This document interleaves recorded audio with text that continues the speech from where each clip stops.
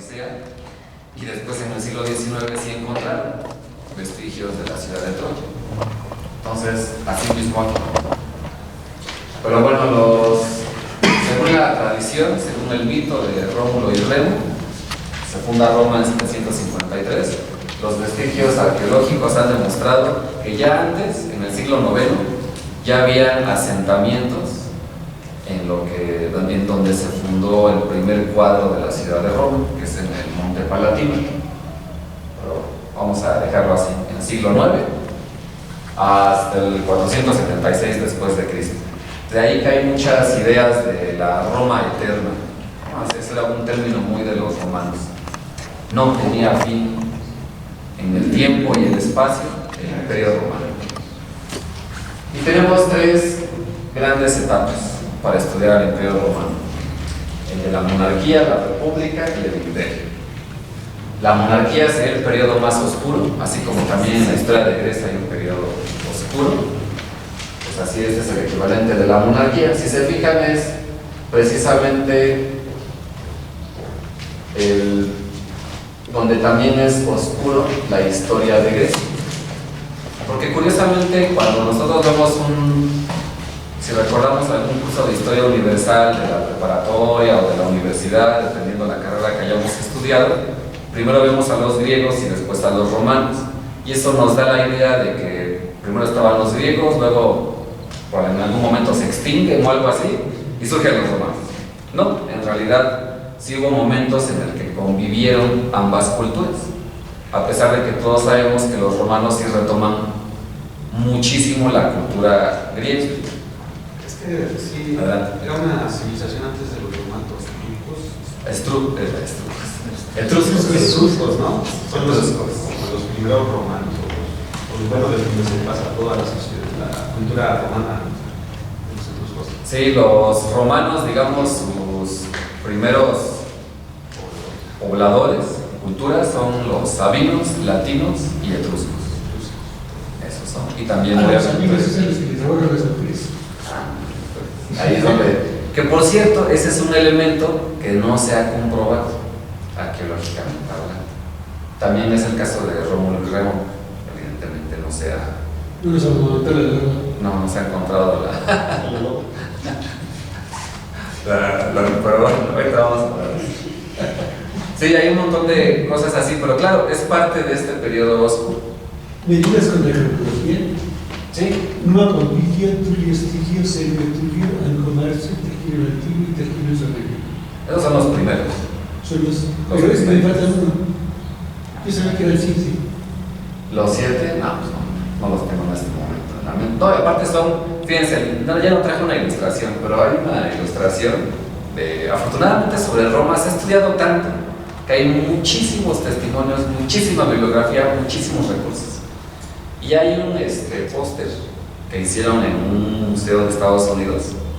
Es un póster enorme donde recopilaron, ya ven que hay una rama de la historia que se llama la numismática, que es el estudio de las monedas. Entonces recopilaron una moneda con la cara de cada uno de los emperadores, y bueno, de los que no tenía registro hicieron una adaptación. Es enorme. Entonces, en Roma tuvo más emperadores que presidentes y líderes de Estado de México. Así. O sea, muchísimo. Además de que hubo periodos en los que a veces no había emperador, bueno, en este caso no había monarca, luego habían cónsules, o luego se dividían, luego había un triunvirato. Entonces sí es bastante complicado. Sí, no, honestamente no recuerdo cuál es. Y menos de este periodo oscuro, porque realmente, digamos, en términos historiográficos, hay tan poca información al respecto que eso se ve de barrio. Esos primeros emperadores. Bueno, monarcas. Reyes, exactamente. Precisamente del 753 al 509 es esta etapa de la monarquía, donde hay menos información. Luego está la de la... Bueno, hay menos información historiográfica, pero hay mucha información de orden mítico. Rómulo y Remo, el rapto de las Sabinas, etc. Después está el de la República, que es cuando ya, digamos, toma toma forma esta idea que quizá todos tenemos gracias a la televisión y a mucha producción de Hollywood del Senado romano. Aquí es cuando ya toma forma y ellos son los que tienen el poder político. Y este va a ser el escenario ya de la expansión del Imperio Romano. ¿Cómo se empieza a formar eso en la escena? El Senado romano. Vamos con déjame dar el panorama general y sí vamos a hablar de eso. De hecho, bueno, adelantándonos, siempre hubo un Senado. Ahorita lo vamos a explicar por qué. Más bien, la República es el que toma el poder por completo. Después tenemos la parte del imperio, que ya es en el siglo I, del siglo I antes de Cristo hasta la decadencia. Y esta parte del imperio es donde más información hay. Se dividen bajo imperio y alto imperio. Bueno, digamos, acontecimientos relevantes, ahorita los voy a ir mencionando. Recordemos que el objetivo de todo esto es repasar a Tito Livio, pero por supuesto que obviamente vamos a hablar de la historiografía romana, y entonces es donde viene el clásico dilema de la síntesis, ¿verdad? ¿Cómo sintetizar tantos años, décadas, siglos de historia? Que en este mismo problema nos enfrentamos la sesión anterior, y así sucesivamente hasta que llegamos por ahí del siglo XIX. Ya entonces ya se va cortando, digamos, el tiempo histórico que relatamos, y ya podemos profundizar más en la obra. Pero por ejemplo, en este caso, lo que vamos a hacer es, vamos a explicar como ciertas pinceladas más célebres de la historia romana, y eso nos va a permitir ir también abordando al propio Tito Livio, porque algo importante, Tito Livio es sería el segundo historiador, o al menos el primero romano, que intentó hacer toda una historia de Roma desde los orígenes, donde él estaba situado, hasta la fecha en la que estaba siglo I. Entonces, estas pinceladas, digamos, de los primeros etapas de Roma, monarquía y república, vamos a ejemplificarlas con frases del propio Tito Livio. Ahora bien, después vamos a discutirla, siempre se ha así, si con Heródoto, recordamos, había toda una sospecha, digamos, desde un punto de vista cientificista y moderno sobre la exactitud o la verosimilitud de Heródoto. Pues con Tito Livio se pone peor, tiene todavía menor credibilidad, pero eso no significa que sea descartado como tal. Como en todos los historiadores clásicos, hay momentos, hay etapas de la historia donde la única fuente es precisamente Tito Livio. Vámonos con el supuesto origen de Roma. Como les había comentado, vamos a leer este pequeño fragmento. Esto es de Tito Livio. Para empezar, está comúnmente admitido que después de la conquista de Troya hubo un ensañamiento contra todos los troyanos, únicamente dos, Eneas y Antenor, en razón del derecho de una antigua hospitalidad y por haber sido siempre partidarios de la paz y evolución de Helena, fueron eximidos por los griegos de la aplicación de cualquier ley de guerra. Eneas, exiliado de su patria a causa del mismo desastre, llegó primero a Macedonia, que es el norte de Grecia. De allí fue empujado a Sicilia en busca de asiento, una isla al sur de la bota itálica. De Sicilia se dirigió por mar a las tierras laurentinas, ya cerca del territorio romano. El rey latino y los aborígenes, dueños entonces de aquellos parajes, llegan corriendo armados desde la ciudad y los campos para repeler la agresión de los intrusos, es decir, los troyanos. A partir de aquí la tradición se bifurca.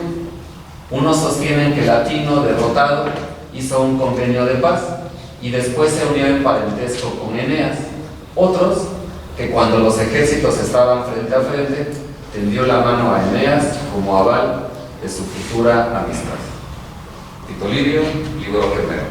Y así empieza Tito Livio. Es la primera frase de su obra. Eneas es el protagonista de la Eneida. Así es. Ahora, pero sobre todo, aquí lo importante es, ¿por qué si no hay, digamos, vestigios arqueológicos de esto? ¿Por qué esa necesidad de decir,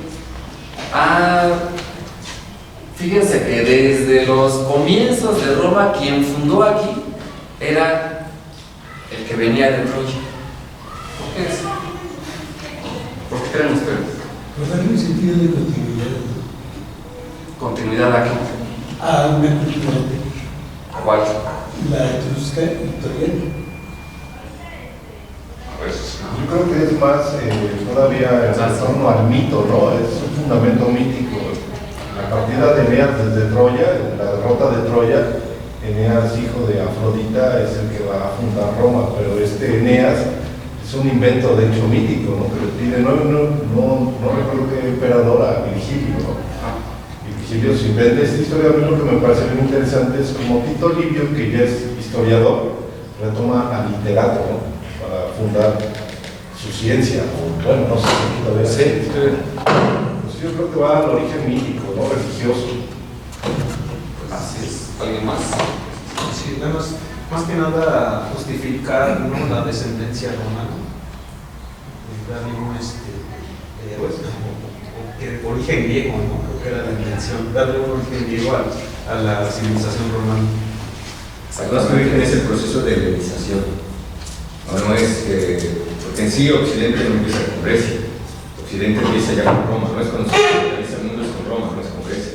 Sí, retomado de todos, ¿no? De la Grecia ya helenizada, justamente. Pero, pues sí, como dicen, es una mera argumentación. Dice mitológica, si nos basamos que también hay personas que creen que, lo que dije la clase pasada, ¿no? Que un niño puede nacer de la paloma. Y cristianismo vamos a ver, ¿no? Hablamos de mitologías más creíbles, pues es más creíble la griega, ¿no? que la judeocristiana, ¿no? Pero es una argumentación ante todo. ¿Alguien más? Y justamente es lo que hacen casi todos los cronistas romanos, es justificar los imperios. Ahora, sí, bueno, está Tito Livio, ya si nos vamos un poquito más a cristianos, está Orocio, el otro Isidoro de Sevilla, que también hablan de las guerras contra los bárbaros, justamente, ¿no? Entonces, pues ahí tenemos nomás la justificación. Isidoro de Sevilla, que toca la batalla contra los godos y los ostrogodos. La primacía de la república y del senado, ¿no? Esa es versus democracia versus tiranía. Esa va a ser la postura, digamos, incluso conservadora de Tito Livio. Por aquí lo que me gustaría resaltar, retomando los comentarios que todos ustedes han vertido, es claro, esa idea de vamos a encadenarnos con una mítica Grecia.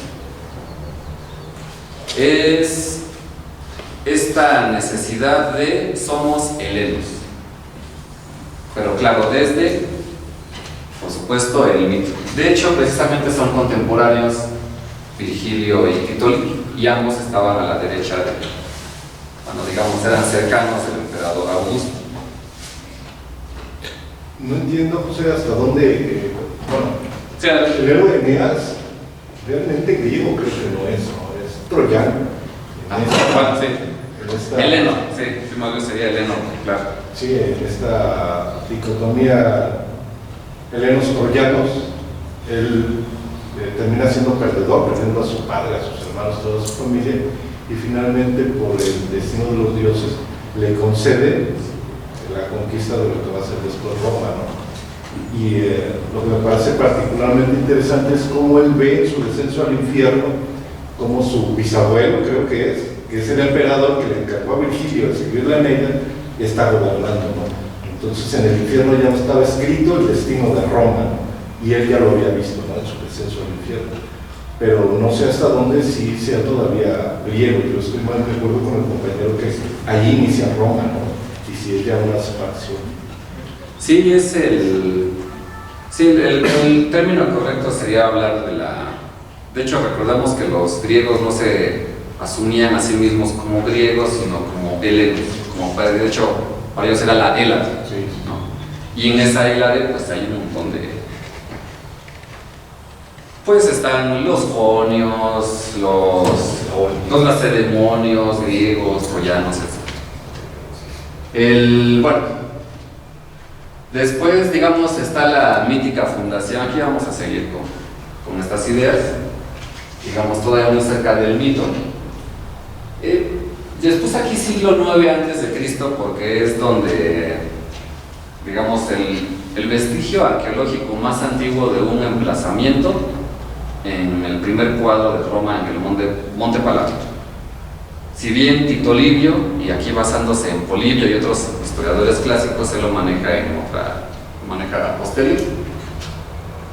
Pero bueno, básicamente la idea del rey de Rómulo y Remo.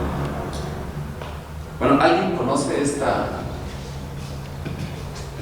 leyenda, este mito de Rómulo y Remo?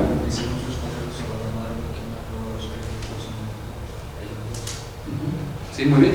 Un padre, bueno, son abandonados, estos son gemelos, y una loba los abandona. ¿Qué dice Tito Livio?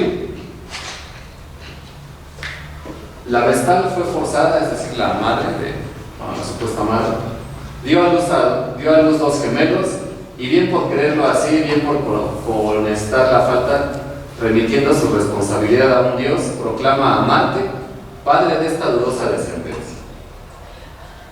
Pero ni los dioses ni los hombres la libran a ella ni a los hijos de la crueldad del rey. La sacerdotisa es encadenada y encarcelada, y se ordena que los niños sean arrojados a la corriente del río. La tradición sostiene que cuando el agua, al ser de poco nivel, depositó en seco la canastilla a la deriva en que habían sido colocados los niños, una loba que había salido de los montes circundantes para calmar la sed, volvió sus pasos hacia los bajidos infantiles, que se bajó y ofreció sus mamas a los niños, amansada hasta tal punto que le encontró lamiéndolos el mayoral del ganado del rey. Dice que se llamaba Fausto, y que él mismo los llevó a los establos y los encomendó a su mujer Larentia para que los criase. Antes de comentar esta parte, fíjense cómo Tito Livio, y aquí es donde sí hay un rasgo, digamos, que sí lo distingue, por ejemplo, de otros escritores clásicos como Hesíodo, por ejemplo, donde él es consciente de que esto es un mito, y entonces lo relata, pero al mismo tiempo trata de poner distancia, como diciendo, bueno, dicen.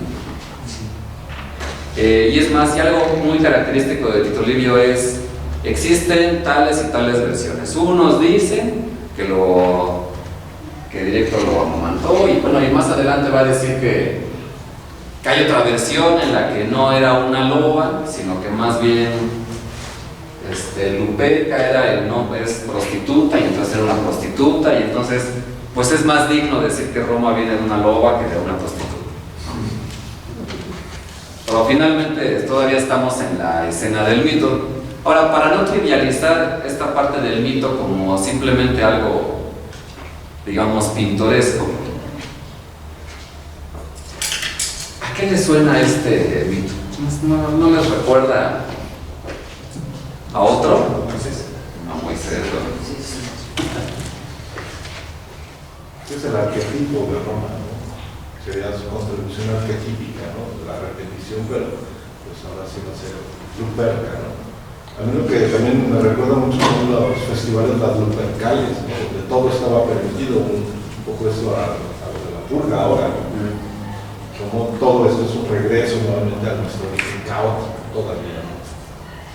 Fíjate que aún más, las vestales eran fiestas de mujeres vírgenes, todavía poniendo el otro ingrediente que mencionabas allá atrás, ¿no? Pero es curioso cómo influye Roma demasiado. Por ejemplo, yo no tengo problemas con los que ahora del pasado prehispánico de México, cómo influye demasiado aquí también. Estaba revisando un texto en la clase de latín. ¿De quién es? De Orfeo. Es un cuento, ¿no? Y era una traducción que nos hizo el profesor, la traducción. Te das cuenta que es el reflejo de La Llorona, obviamente los romanos mucho antes. Entonces, y el profesor Pantoja, José Pantoja, que se enfoca demasiado en esa cuestión de desmitificar la gloria mesoamericana, un poquito sigue la línea de Guy Rosado, sigue la línea de los indios imaginarios, o del indio imaginario. Él ha hecho análisis de cómo incluso los códices están totalmente basados en códices de conquistas godas o de reyes godos, o sea, el cetro, todo ello va dentro de. No, es que tienen el penacho, pero nada más ponen el penacho en la corona.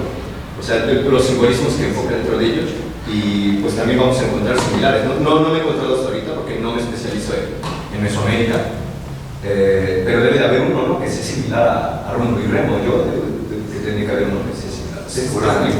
¿Tenemos a alguien por ahí? El Popol Vuh. No recuerdo algún pasaje. Pero sí, seguramente. Ahora, aquí yo creo que lejos de. Más bien se pone más interesante esa situación, ¿no? Sí, pero esos eran de. Sí, no recuerdo. Porque es muy de los mitos del origen, pero son de los mesoamericanos como del origen de la humanidad. Que es de que, bueno, que unos eran de un material y luego otros de madera, barro, el otro no, que los fabricaron y se convirtió en maíz. Porque esos mitos, de hecho, bueno, un conocidísimo historiador de las religiones, antropólogo, Claude Lévi-Strauss, pues justo él hace, por ahí de los 60, me parece, 60, hace una comparación, ya he dicho para reafirmar estos comentarios, hace una comparación de los mitos alrededor del mundo. Y claro, se da cuenta que hay muchísima similitud. Y claro, se puede explicar desde distintos puntos de vista. Uno, digamos, para mí, el más sencillo para comprender esto y no terminar, porque luego esto da pie a aliens, exactamente. Da pie a, por ejemplo, yo creo que todos hemos visto en la televisión estos documentales de alienígenas ancestrales, ¿no? Y entonces, pues claro, de cualquier misterio o cuestión rara, ¿no?, pues de ahí se avientan a justificar cualquier cosa. Entonces, bueno, una explicación muy sencilla de por qué coinciden, pues claro, tiene que ver con que todos eran civilizaciones predominantemente agrícolas. Y entonces, claro, todos van a tener un dios solar, todos van a tener una diosa de la fertilidad. Entonces, por ahí como que empezamos a. Pero bueno, ese es otro. Las condiciones subjetivas se subjetivizan, ¿no?, dentro de la civilización. Yo lo veo así. O sea, tú, obviamente, los árboles, los animales, a los que les temes, el agua, pues en todos lados están. Bueno, hay variedades, ¿no? Por ejemplo, uno del norte que uno del sur. Van a cambiar, pero pues no deja de haberlo. Sí, también voy por ahí. Sí. Y claro, también habrían interpretaciones más osadas, como por ejemplo las del psicoanálisis, ¿no? Los arquetipos, precisamente el inconsciente colectivo, pero bueno, creo que ese es tema de otros seminarios. Ese es tema de otros seminarios. Muy buenos a los que se los recomiendo, miércoles de 5 a 7 y viernes de 5 a 7. Continuamos con, bueno, ya esta etapa de la monarquía. Pues básicamente ahí, como estoy poniendo cosas muy generales, como que ya se establece la base de la jerarquía social y política. Y ahí, bueno, tenemos ese esquema muy del libro de texto. Por supuesto, los esclavos. Los libertos son esclavos que se ganan la libertad, ya sea casi siempre como un favor que hace el dueño, aquí sí, literal, o bien están los. ¿Cómo? Lo compran, sí, dependiendo, digamos, también la calidad o, bueno, el tipo de esclavo que era. Digamos, para un esclavo de la época romana, pues ahora sí que dependías de que te tocara un buen amo. O sea, si era un buen amo, igual hasta te pagaba por las cosas, si no, pues todas estas imágenes, pues brutales y hasta medio eróticas que siempre vemos en las series. Claro, otra forma de ganar la libertad muy explotada por la cinematografía es la del gladiador, ¿no? Que supuestamente después de determinado número de victorias pues ganaba la libertad, pero pues a ver, gana contra leones y espadas después de tantos combates, o sea, pues, ¿cuántos lo conseguían? No, y de hecho no recuerdo yo en qué texto leí que pues sí era casi imposible adquirir la libertad, ¿no? Para tú poder adquirir la libertad, tú eras un hombre libre, te esclavizaron, para poder recuperarla, eso era lo difícil. Debías de juntar 3 veces la fortuna de tu amo, salvarle 3 veces la vida, o sea, cuestiones así, ¿no? Ir al otro lado del mundo, traer el colmillo del dragón, o sea, así, ¿no? Entonces era y peor aún, incluso consiguiéndola, tenías la etiqueta de liberto, o sea, no eras ciudadano. Pero bueno, Huele a Electra, ¿no? ándale. Sí, es como toda una trampa de marketing ya. Bueno, está obviamente los plebeyos y por supuesto ya la élite, digamos, los nobles, claro, la cúspide del poder, en este caso serían los senadores, administradores del imperio. La cuestión aquí de cómo surgía el senado, ya desde la etapa de la monarquía había un senado, pero este senado, digamos, legitimaba al monarca. El problema es que conforme se va complejizando la sociedad romana, y recordemos que así retoma, claro, muchos elementos de los griegos, ahorita lo vamos a ver, es ahí donde empieza siempre Roma, al menos desde las fuentes que conocemos, siempre ha estado la presencia del senado, solo que hay momentos en los que gana más poder que otros. Dependiendo de la personalidad de los senadores. Sí, claro, y dependiendo también el momento político, las guerras, casi siempre donde pierde poder el Senado es cuando hay una campaña militar. Ejemplo, Julio César, ¿no? Ahora eso ahorita lo vamos a explicar. Bueno, este mapa, por cierto, ya no vieron, pero hace rato tuve problemas técnicos. Aquí en la computadora.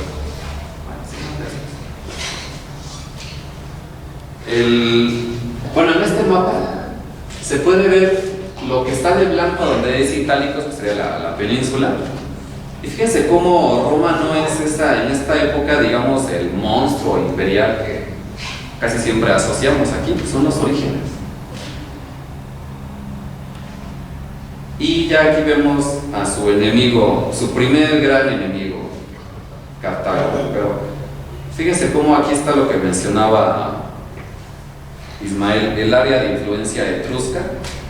Es todo un proceso de siglos en el que los romanos logran conjuntar a esa masa de gente que vivía en la península, latinos, etruscos, sabinos. Y también está el área de influencia griega. ¿Se acuerdan que cuando vimos a Heródoto, que ellos ya iban, de hecho Heródoto funda es parte de los que fundan una colonia precisamente en lo que ellos llamaban la Magna Grecia, que es esta parte, pero pues ¿por qué no se fueron hasta el fondo? Aquí estaban los romanos. Yo insisto, no es que primero fue Grecia, murieron y ahora vienen romanos. O sea, de hecho sí es fueron en conflicto. Platón, cuando lo trataron de... Lo mandan a Siracusa. Sí, ¿verdad? esclavo. Pues miren antes.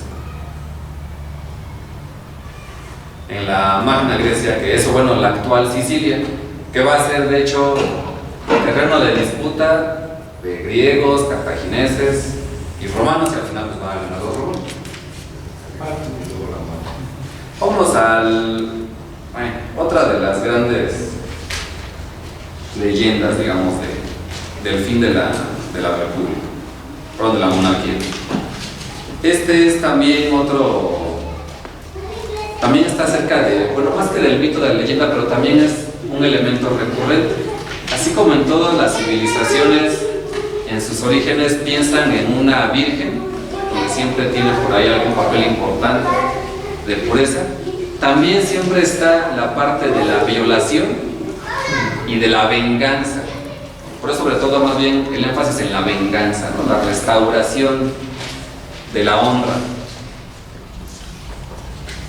Entonces, cuenta Tito Livio, encendido por la Tarquinio, aquí es el malo, el villano, encendido por la pasión, cuando le pareció que en torno suyo todo estaba tranquilo y que todos estaban dormidos, desenvainó la espada, se acercó a Lucrecia, que estaba dormida, y apretando el pecho con la mano izquierda le dice: silencio, Lucrecia, soy Sexto Tarquinio, estoy empuñando la espada, si das una voz, te mato. Al despertar despavorida la mujer, se vio sin ayuda alguna y al borde de una muerte inminente. Entre tanto, Tarquinio le confesaba su amor, suplicaba, alternaba amenazas y súplicas, trataba por todos los medios de doblegar la voluntad de la mujer. Al verla firme y sin ceder, ni siquiera ante el miedo a morir, acentúa su miedo con la amenaza del deshonor. Le dice que junto a su cadáver le colocará el de un esclavo degollado y desnudo, para que se diga que ha sido muerta en degradante adulterio. El miedo a tal deshonor doblegó aquella virtud inquebrantable, y Tarquinio, como si hubiese sido la pasión la que había salido triunfante, se marchó orgulloso.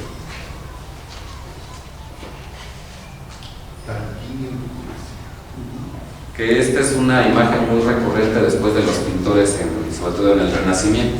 En el Renacimiento va a haber un boom de Tito Livio. Todos se van a preocupar por recuperar. Ahora, retomando ya estas partes de lo mítico, ¿a qué le suena esta historia? ¿Qué representaría Lucrecia?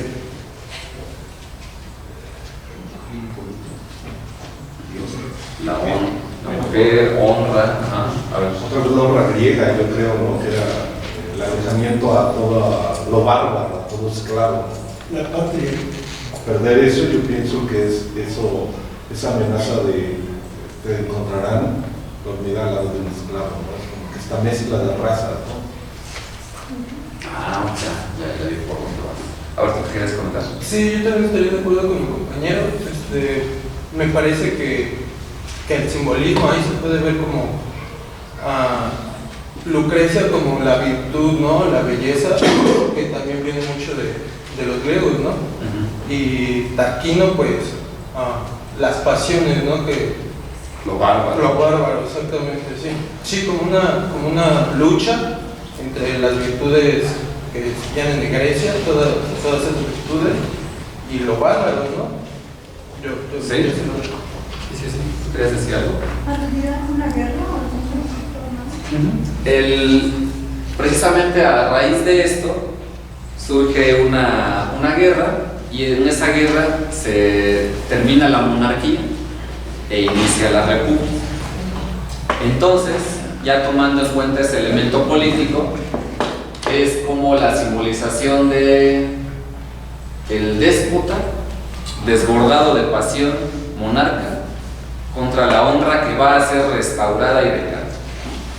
Roma, y como la mujer pura que es víctima, pero incluso en esa situación, digamos, de indefensión, siempre mantiene la honra y siempre está dispuesta a perder la vida, incluso, y ya hasta que justo la amenazan. Pero fíjense cómo el hecho de que haya sido, de que después de muerta fuera, digamos, ella juzgada como deshonrosa, eso es lo que dice Ana, pues es más honroso sufrir la violación que sufrir la desacreditada para la casa.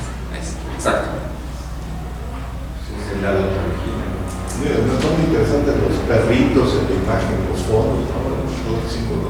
Sí, esto ya, por ejemplo, esto no lo dice Tito Livio, pero ya pensando, claro, en el pintor, el renacentista, pues qué curiosa imagen de hogar. O sea, todavía le pone más dramatismo en la pintura porque es como irrumpe. Qué bueno que lo notaste, porque aquí había una aparente contradicción, porque Tito Livio habla más bien de que no había nadie, y aquí el pintor pues sí le pone hasta los perritos, sirvientes, etc. O digamos, claro, es un elemento dramático. Bueno, si nos vamos a la parte de la república, se consolida el ejército, surge la famosa Constitución romana, gran poder del Senado. Ya para este entonces Roma ya consolida su poder en la península itálica, y sobre todo esta parte es como un periodo de expansión, de guerras. Una primera gran guerra fue contra los griegos, que esa es la que les va a permitir ya consolidar su poder en la península, pero ya después viene ahora sí la famosísima guerras púnicas, que son las que pues queríamos leer con Tito Livio. Antes dice de las púnicas, ¿no hay algún nombre para las guerras de conquista? Fíjense. Es las guerras de Pirro. ¿De Pirro? Pirro, ajá. P-I-R-R. Sí, la famosa victoria de Pero Guerras se quedó en pírricas. calle después de... También las comenta Tito Livio. Tito Livio narra desde Eneas hasta siglo I, hasta la muerte de Cicerón. Eso te lo vamos a ver hasta dónde Entonces, llega. Pirro puede decirse fue conquistador de Grecia. No. Más bien, los romanos repelen a los griegos con la derrota de Pirro. ¿Pirro de qué lado va? Griego. Bien. Sí. Y entonces ahí detienen el avance de los griegos y consolidan el poder en la península itálica. Y ya después vienen las guerras púnicas. Ahora también se podría problematizar en el sentido de que es hasta que derrotan a Cartago donde ahora sí ellos se consolidan como la gran potencia, porque siempre era una amenaza. Cartago una amenaza, ¿por qué? Porque se disputan el control del mar Mediterráneo. Esa era la... Ahí es donde juega Aníbal. Exactamente. Aquí es donde juega Aníbal, precisamente. Las guerras púnicas se las dividen en tres, pero se puede decir que prácticamente son dos. En la primera, pues bueno, empiezan las diferencias, y en esta primera guerra lo curioso es que Roma no tenía flota, pero bueno, se dice, y bueno, sí se han encontrado vestigios de que se pierde una barca cartaginesa, y entonces a partir de esta la imitan y forman toda una flota, y ya entonces gracias a eso consiguen una flota los romanos y los vencen. Pero lo que me interesa ir rapidísimo es a la Segunda Guerra Púnica. Después, la Primera Guerra Púnica la ganan los romanos, ¿no? Y una vez que ganan los romanos, firman, y esto va a ser algo muy recurrente en la historia, el famoso Tratado de Paz, donde el que gana se mancha con el que pierde, y eso genera al final un nuevo conflicto, ¿no? Porque entonces el que está desprotegido obviamente no va a cumplir los tratados, y eso genera pues otros conflictos, y al final termina así. Yo creo que Suena a la Primera y Segunda Guerra Mundial. Precisamente eso pasa en la Primera y Segunda Guerra Mundial. Vámonos a Tito Livio. Bueno, en esta Segunda Guerra Púnica, precisamente el producto de ese injusto tratado de paz,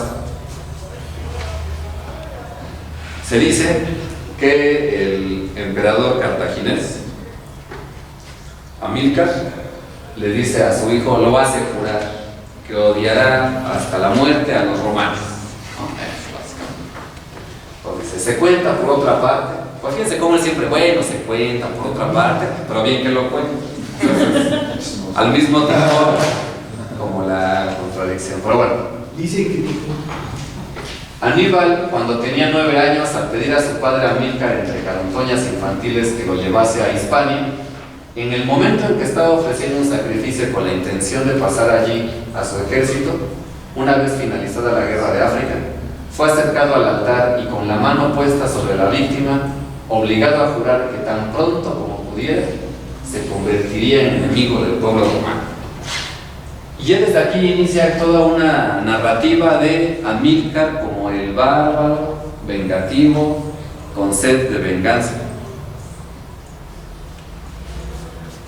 Este también es un retrato bastante... Porque antes de irme al retrato, ¿alguien tuvo oportunidad de leer conoce, digamos, esta campaña de Aníbal? ¿Sí? ¿Habrá alguien que quiera comentarlo? Es cuando rodea según Mediterráneo, en vez de llegar por el norte, es que llegar por... Cruza por el norte, exactamente. Y esa fue la migración que causa su caída. Hispania, ¿Perdón? se va por Hispania Empieza por Hispania y luego sigue las y Galias. cruza los Alpes. ¿Para qué decir algo? Nada más eso era complementar, no es lo que causa su caída. Bueno, su derrota justamente en España, ¿no? En el península ibérica, por ello mismo. Porque él se va hacia el norte y después se encuentra en la península. Bien, vamos a regresarnos al mapa y ahorita vemos lo de qué es lo famoso, digamos, de la guerra púnica. ¿Por qué se llama púnica? Porque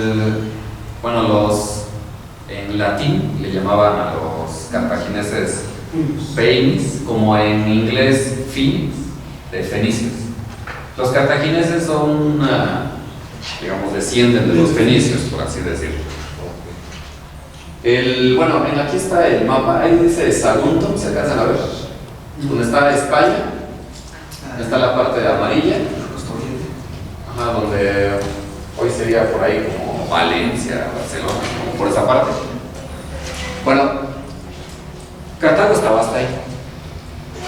Y entonces Aníbal de acuerdo con los romanos, Aníbal en esta sed de venganza provoca a Roma, así es la relativa de Tito Livio, y entonces invade Sagunto con lujo de barbarie, incendio, etc.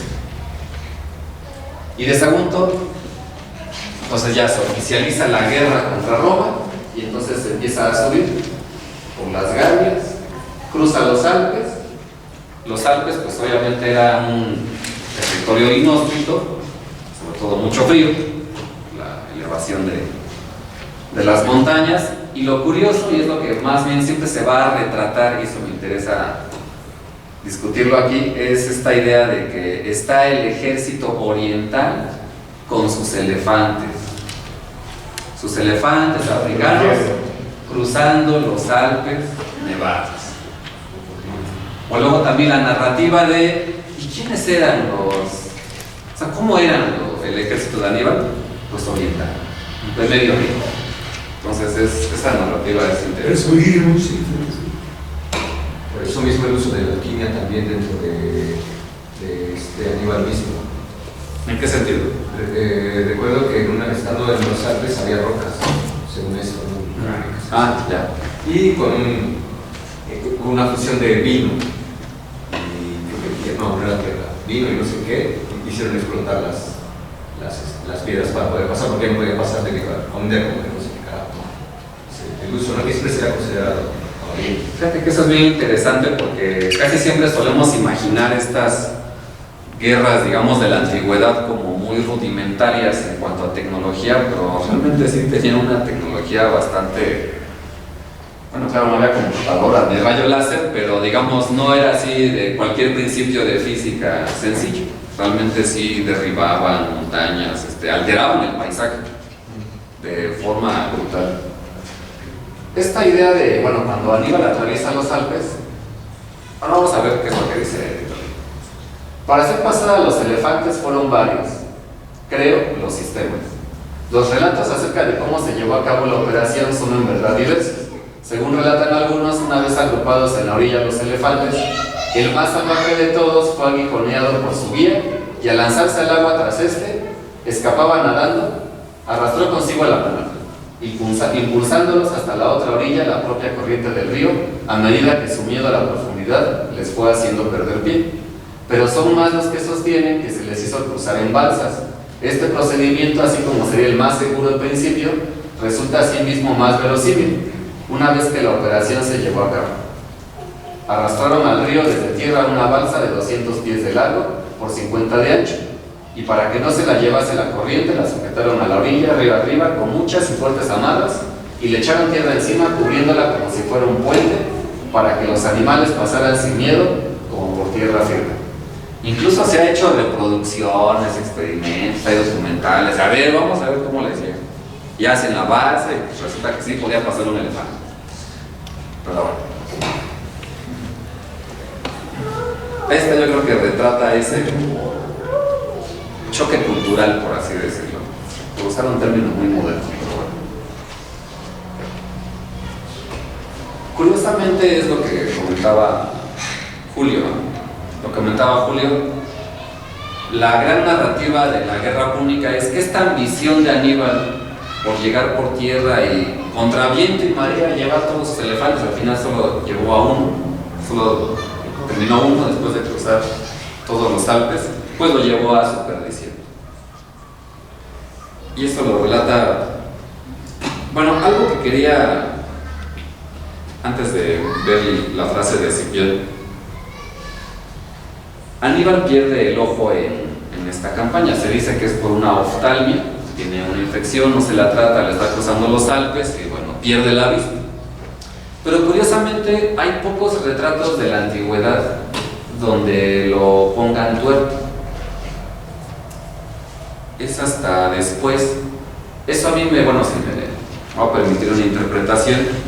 Como esta idea, digamos, casi siempre es como cuando el conquistador español narra, digamos, por ejemplo, a Cortés, en su afán de presumir, por así decirlo, de exaltar su éxito como guerrero, como militar, pues entonces empieza a hablar muy bien de su rival y luego hasta exagera. Oh, y eran millones y cientos, y eran los guerreros más salvajes, pero gracias a mi valentía los derroté. Entonces, como en ese sentido, claro, poner a Aníbal, digamos, en un retrato vulnerable, sin ojo, como que pierde esa fuerza de, miren, yo les gané, ¿no? El Imperio Romano venció a este bárbaro. Por eso casi no hay retratos de, bueno, es mi interpretación, esto no lo dice el tipo Livio. Esta es como un poco la idea de la narrativa romana. Se supone que ya, digamos, antes de una batalla ya con los... Bueno, ¿cuál fue la estrategia así rápidamente de los romanos? Ok, avanza Aníbal, no lo pueden detener. Y bueno, pierde sobre todo en la batalla de Canas, que es como la gran derrota de Roma a manos de Aníbal. Y entonces a partir de esto ya Roma ahora se toma en serio al enemigo y entonces empieza a atacar los suministros de Aníbal, porque Aníbal, pues, bueno, sí va solo, pero por mar le van dando suministros por el Mediterráneo. Entonces lo que hace Roma es, aparte de ir repeliendo a Aníbal o contenerlo, pues va atacando, digamos, por la península de Hispania, también en África. Entonces lo van debilitando a Cartago por varios frentes. O sea, no fue una lucha nada más de Roma contra Aníbal. Roma tenía varios frentes, pero claro, el más ilustrado por esta idea de el oriental pasando por los Alpes. A veces se nos queda la idea de que solo era contra Aníbal, pero estaba contra todo un imperio. Qué chistoso que se repita lo mismo con Alejandro Magno, ¿no? Y luego con Napoleón, con el hielo destruyendo los grandes ejércitos, ¿no? Ese era. Y se repiten muchas culturas. También está la narrativa de Cortés en la selva maya, en las Honduras, en las Higueras, los nazis, el invierno ruso. Era el invierno, y le ganó a Napoleón y le ganó ¿Alguien más quiere decir algo? Nos pone en cuestión la realidad histórica, todo, poniendo en cuestión la realidad histórica. Yo sí la pongo que, como le dije, es una cosa, a pesar de ser historiador, odio la historia. Pero es que eso es lo rico, digamos, y es un poco la intención del seminario, o sea, como sí ir relatando, digamos, lo que se sabe sobre el pasado, pero al mismo tiempo poniéndolo en cuestión, problematizando.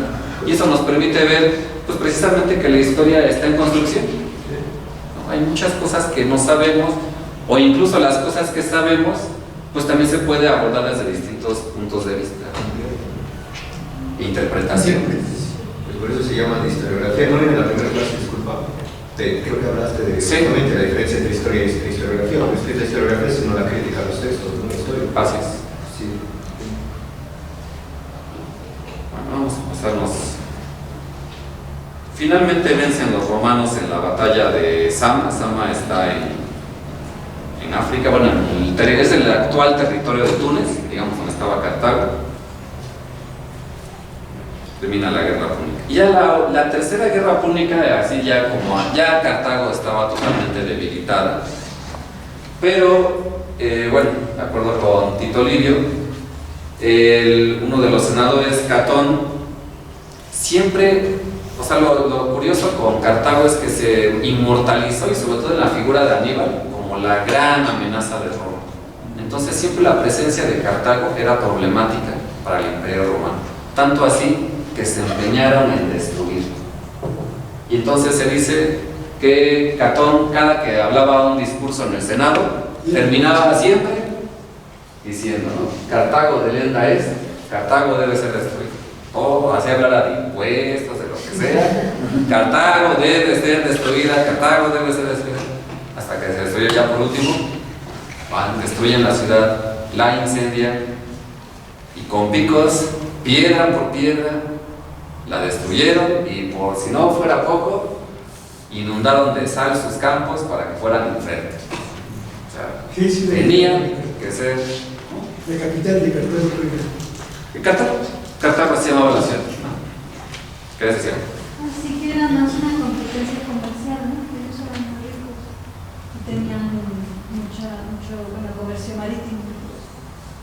Así es, ya visto desde un punto de vista geopolítico, efectivamente, era la lucha por el control del Mediterráneo. Y aquí estaban griegos, cartagineses, romanos. Al final, todo se decidió entre romanos y cartagineses. Como los Y Roma, chinos y los gringos. Sí, esos son duelos de geopolítica. Vámonos a otros, ya para entrar de lleno con... Por cierto, ¿quieren que hagamos un breve descanso? 5 minutos o nos seguimos? Díganme, ¿quién vota por nos seguimos todos? Claro. Sí, ya, nos seguimos. Bueno, antes de ya abordar bien a Tito Livio como historiador, pues no podía dejar de pasar, yo sé que hay también hay ese interés, ¿no? Y parte del programa es, aparte de la historiografía, pues también un panorama histórico, ¿no? Entonces, pero ¿cómo narrar tantos siglos de historia romana? Pues las pinceladas, digamos, de los elementos más básicos que uno tiene en mente que pasó en Roma. Vamos a ir rápido. Y aquí voy a aprovechar para irlo poniendo por frases, digamos, de distintos historiadores clásicos. O sea, Tito Livio no fue el único historiador romano, hubo muchos. Plutarco, Tácito, el comentaba usted la vez pasada, Suetonio, Flavio Josefo, hay muchísimos. Plutarco es uno de los más, también otro. De hecho, estuve entre Tito Livio y Plutarco, pero en las guerras serviles o de esclavos, la más famosa, la de Espartaco, y aquí les puse una imagen muy cinematográfica, ¿verdad? La de la serie. Pero bueno, es interesante cómo la novela histórica siempre, a partir, digamos, de un fragmento, utilizan ese hilito de baba para la imaginación. Por ejemplo, dice, un cierto léntulo Batiato mantenía en Capua gladiadores, de los cuales muchos eran galos y tracios, y como era el objeto de combatir, no porque hubiesen hecho nada malo, sino por pura injusticia de su dueño, se les tuviese en un encierro. Se confabularon hasta unos 200 para fugarse. Hubo quien los denunciara, mas con todos los que llegaron a adivinarlo y pudieron anticiparse, que eran hasta 78, tomando en una cocina cuchillos y asadores, lograron escaparse. Casualmente en el camino encontraron unos carros que conducían a otra ciudad, armas de las que son propias de los gladiadores. Robaronlas y ya mejor armados tomaron un sitio naturalmente fuerte y eligieron 3 caudillos, de los cuales el primero era Espartaco, natural de un pueblo nómada de Tracia, pero no solo de gran talento y extraordinarias fuerzas, sino aún en el juicio y en la dulzura muy superior a su suerte, y más propiamente griego. Eso no podía ser Tracia. Si alguien iba a poner en jaque Roma, es que era griego, que de semejante nación. Se cuenta que cuando fue la primera vez traído a Roma para ponerle en venta, estando en una ocasión dormido, se halló que un dragón se le había enroscado en el rostro y su mujer, que era de su misma gente, dada a los agüeros e iniciada en los misterios orgiásticos de Baco, sea, claro, la esposa de Espartaco no podía ser pura como Lucrecia. Orgiástica. Manifestó que aquello era señal para él de un poder grande y terrible que había de venir a un término feliz. Hallábase también entonces en su compañía y huyó con él. Plutarco. Para los que hayan visto la serie, fíjense, me parece muy interesante cómo... entonces si los historiadores dicen que hubo alguien que trató de... que fue de chismoso, hubo quien los denunciara. De ahí me agarro un personaje. Y ahí este personaje hasta base central. Hubo 3. Bueno, esto sí hay otros historiadores donde sí hablan de quiénes eran esos otros caudillos. Entonces, como era muy cruel, al menos en este fragmento, el dueño de los esclavos, le lo batía. Entonces, claro, si llevas una novela histórica o una serie, lo pongo súper cruel. Y es aquí donde se pone esto todavía más problemático, como, bueno, ¿y cómo sabemos que ese fragmento es cierto? Entonces, pues igual sí fue como dijo el de la serie. ¿Cómo sabes que fue así? Esto ya se pone más filosófico. Bueno, es una forma de educar también a los mismos dueños de los esclavos, ¿no? No hagas eso con tus esclavos porque si no se te van a rebelar y es un conflicto social, ¿no? Es una forma de educarlos. Sí, claro, sí, fíjate que pensando en el público romano, ¿no? de la época. Sí, es el mejor ejemplo. De hecho hubo varias guerras. Esta estatua está en el Museo de Louvre, la escultura de Espartaco. Otro gran episodio es, claro, Julio César. Fíjense qué interesante que ese siglo I se puso bueno. Espartaco, Julio César, bueno, antes de Cristo, luego está, claro, lo de Cleopatra, y luego está obviamente Jesús, bueno, ya, los 2 siglos, el primero antes de Cristo y el después de Cristo. Calígula, o sea, hay Pompeya. Se pusieron intensos. Entonces, fíjense cómo de repente hay varias teorías al respecto, como hay momentos en los que como que pasan muchos acontecimientos políticos, coyunturales. Bueno, para no leer quizá toda la extensa frase, también ha sido muy cinematográfico la historia de Julio César. Aquí pues les ilustro el asesinato. El asesinato de Julio César se da en pleno Senado.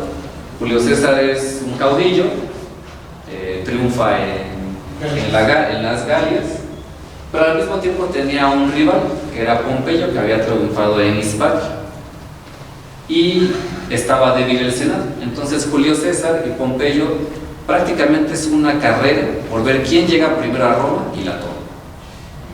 Y aquí es donde va a haber un parteaguas y se pasa al imperio, precisamente. ¿Por qué? Porque fueron tal las victorias de Julio César que entonces se convierte en un líder muy popular. Y entonces él se da cuenta de ese poder que tiene, por supuesto, sobre todo con los soldados, pero también logra popularidad con la gente, con el pueblo romano, por la gloria que le da Roma con sus victorias. ¿Cómo está el asunto del Rubicón? Precisamente en esta carrera, digamos, de a ver quién llega primero, o sea, se dan cuenta de eso tanto Julio César como Pompeyo, que realmente ya tienen más poder que el Senado. Entonces, pues si yo tomo Roma, yo voy. Entonces es como una carrera y entonces, digamos, cuando César, pero el primero, digamos, que tiene la osadía de enfrentar al Senado y decir, sí, yo voy a tomar Roma, es Julio César. Y entonces se toma como un gesto político que cuando el río Rubicón está al norte, digamos, de la zona donde está Roma, en el momento en el que él cruza con sus legiones, el río Rubicón está amenazando al senador romano. Entonces eso se ha pasado a la historia como una frase, cuando César cruza el Rubicón es así como, acabas con un gesto, acabas de decidir tu suerte, no vas en contra de ti. Estás desafiando el personaje. Desafiando, es un gesto de desafío. Es como, hay otra frase que les voy a poner de la nariz de Cleopatra, que es también otra. Es cuando empiezan los imperatos, porque no me acuerdo del Senado Senado eligiera un dictador que fuera a combatir. Pompeyo y Julio César eran los dos dictadores más poderosos, pero que prácticamente querían hacer un golpe de Estado, porque tenían los intereses. Es correcto. Y después de ocupar, porque Julio César no era el emperador. No, es Augusto. Augusto. César Augusto. Ahí se consolida. Digamos, ahora ya el Senado es, pues prácticamente, pues sí, interviene, digamos, en algunas decisiones políticas, pero el poder es con el emperador, y esto empieza con Julio César, pero, digamos, Julio César se podría decir que es el primer gran dictador, y entonces el Senado, pues es la respuesta del Senado, se rebela y pues lo matan. Y entonces es una escena como muy de, también producto de los romanos, nosotros que nos sentimos como grandes, como muy civilizados, ¿cómo es posible que el Senado romano, el que representaba ese prestigio de la República, no tiene ya arma ni argumento político más que matar a cuchilladas en pleno Senado? Es algo así como si hace una barbaridad, como si mataran, no sé, a un líder de Estado de algún país en plena cama, algo así. Oye, entonces ahí los Gracos y Bruto fueron los que se echaron a César. Aquí es Bruto. Los Gracos, esos son antes. Los Gracos, ¿no? No, esos. Lo que pasa es que la historia de Roma es tan amplia. Sí. Y curiosamente siempre, bueno, también así es como lo han narrado los romanos, ¿verdad? Pero es de guerras y guerras e invasión. Y esas invasiones pues provocan obviamente una inestabilidad política, y entonces el líder militar pues atenta contra el Senado. Se va a repetir. Otra gran elemento, digamos, por supuesto, aquí nada más me gustaría resaltar una frase que se inmortalizó pues del siglo XVII de Pascal. Bueno, se dice que Cleopatra y toda esta historia, digamos, de como una mujer muy sensual, así se le ha tipificado, digamos que a base de su astucia, como porque también era una astucia política, pero también utiliza, digamos, sensualidad como mujer, para hacerse primero del reino en Egipto y después de aliarse con Julio César. Y cuando muere Julio César, pues bueno, del otro que seguía, Marco Antonio, y luego ya que también había muerto Marco Antonio, bueno, pues a ver César Augusto, y César Augusto no cae. Y se dice, bueno, según los historiadores romanos, Octavio. Bueno, sí, Octavio ya después César Augusto. Entonces Octavio no cae, para ser más precisos, no cae porque se dice que no le gustaba su nariz. No, pues es que no me gusta su nariz, no me gusta. Y entonces de ahí, bueno, es una famosa frase, pero que sobre todo representa como una visión de la historia de Pascal en el siglo XVII. Que dice, oigan, imagínense si Cleopatra sí hubiera andado con César Augusto, pues entonces a lo mejor hasta Egipto hubiera sido el centro del mundo. Ya empieza así como a hacer como de una proyección de fantasía histórica, y entonces claro, es muy fácil llegar a una conclusión muy simplista de entonces fue muy importante esa nariz de Cleopatra. Si la nariz de Cleopatra hubiera sido más corta, toda la faz de la tierra habría cambiado. Y estas frases las solemos escuchar seguido. Voy a poner un ejemplo muy simple y también muy absurdo. Cuando se habla de la clonación, ya saben, típica noticia de que no, pues, clonaron una vaca y entonces ya se podría clonar. Y entonces no falta que dicen, no, ¿cómo es posible que estén clonando? No lo vayan a hacer con seres humanos. Imagínense, a ver, bueno, desde ahí ya empieza todo lo absurdo, ¿no? Imagínense si clonan a Hitler. Bueno, a ver, ¿dónde está? Primero, ¿no? Pero bueno, ya siguiendo esa fantasía, ¿no? Imagínate que clonan a Hitler. Igual viste que está congelado. No, pues entonces, ¿cómo va a haber otra Segunda Guerra Mundial? Para eso. Entonces, Pero siguiendo un poco lo que, así más histórico, ¿qué hubiera pasado si no hubieran llegado los españoles aquí? Esa es siempre. mejor, está mejor eso. ¿Qué hubiera pasado? ¿Qué sería? Y entonces, antes de darte la palabra, podríamos hacer, o sea, en ese sentido es muy fácil hacer una frase como esta. Agarramos un elementito de la historia y pues no sé, entonces, ¿qué hubiera pasado si Hernán Cortés, la verdad no conozco a profundidad su biografía, Bueno, tomando el ejemplo de Hitler. ¿Qué hubiera pasado si el abuelito de Hitler hubiera sido buena onda con Hitler? No, porque como lo maltrataba. Ándale, sí, o sea, entonces, ajá, ¿y qué hubiera pasado si no hubiera sido judío? Etcétera, etcétera. Pero bueno, querías hablar. Siguiendo esa línea de la nariz, Ajá. hay un fragmento de la historia, no recuerdo bien de quién, no soy de fechas ni de datos, habla de una infidelidad con su prima, no recuerdo, es en Europa, 17, si no me equivoco, 18, y se quema la cara a ella debido a la infidelidad, es una... Lo vi en el mundo de... Bueno, el mundo supongo que lo vi en el mundo de la posguerra, es antes de la Primera Guerra, es que no me acuerdo bien, pero bueno, decía eso, es que si no tuviera sido infiel, está bien, no sé si era inglesa, no hubiera conquistado todo lo que conquistó, no si no le hubiera sido infiel su esposo con su prima, creo que fue. Ya me acuerdo. Bueno, no sé si es el que te refieres, pero clásico ejemplo es el de los Tudors, otro muy cinematográfico. Bueno, los Tudors son una dinastía de los reyes de Inglaterra. Y entonces se cuenta, también parecido a esta, es otra Cleopatra de la historia. Entonces María Bolena. Sí. Entonces María Bolena era, bueno, ahí estaba la historia para que la cosa. ¿No? Era Ana Bolena. Ana Bolena. Sí. ¿Qué pasó con ella? No, pues al final de cuentas se le echaron aquí. Pero ¿cómo estuvo? Bueno, alguien que lo quiera compartir, ¿cómo estuvo? Pero también se la echaron. A ver, Es que el rey Enrique VII. él se enamora de, bueno, que no podía tener hijos con su primera esposa. Era católica.